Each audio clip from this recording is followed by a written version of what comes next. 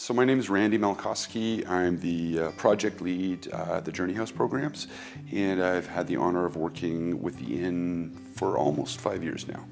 I would say social inclusion is the state whereby a person is, well, of course, included in society, where a person feels valued, and that's a really important part, feels valued, feels connected to their society and community, is able to participate actively within their community and community and society, also able to participate economically, and where the person feels that they have some form of stake or say or in what happens. Working in our housing program, we receive families after crisis. When a family is in shelter or a family is couch surfing, they're in a state of normalness and crisis where thoughts of community and anything related to social inclusion often aren't there.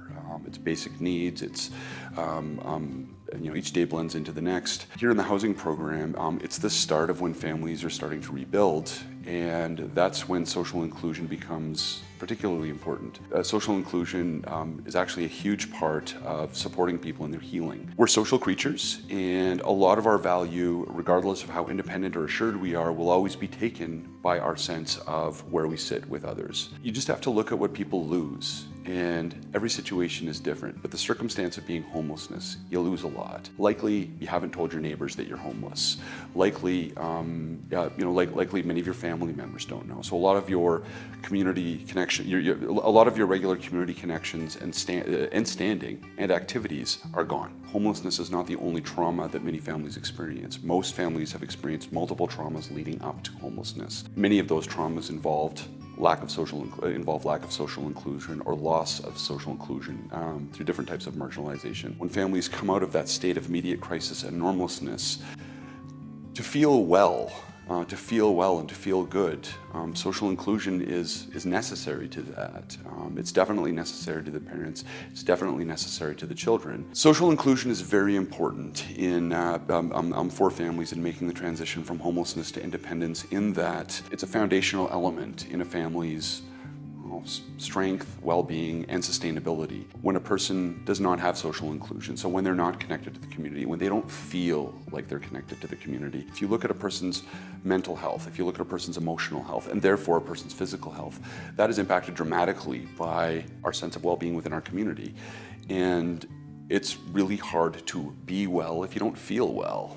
If as a parent, I don't feel connected to my community, and that impacts both my well-being and resources that I'm likely to access, that's dramatically going to impact my children. And we see this in marginalized communities throughout Canada and throughout the world. We see children struggling not only through their childhood, but when they reach adulthood because their parents were marginalized. Self-esteem drops, access to resources drop, and children see this throughout their lives. And when children come of age, they don't have any sense that I matter. I am a part of this community. I can do things, I'm important. What we try and do at Journey House to support that, again, we meet families at the place where these things are starting to build, and it's different for everybody, and it takes time. I don't think that one could buy a person's way into community or say, hey, we've connected you with this and this and this, and now you're a part of it. Now you're a part of a community. A person has to feel that. And there's a lot of healing that's involved with that. Marginalization hurts. Generally, the things that lead to people being marginalized hurt a lot as well. So there has to be healing from that. There are the economic factors, not having a lot of money to go to the movies, going to the mall and not being able to purchase a lot of things for your children, being conscious of the clothing that your children are wearing to school. All of these are things that parents have to deal with when they're rebuilding. One way that we can all be more socially inclusive, something that we can all do, that the key thing is awareness.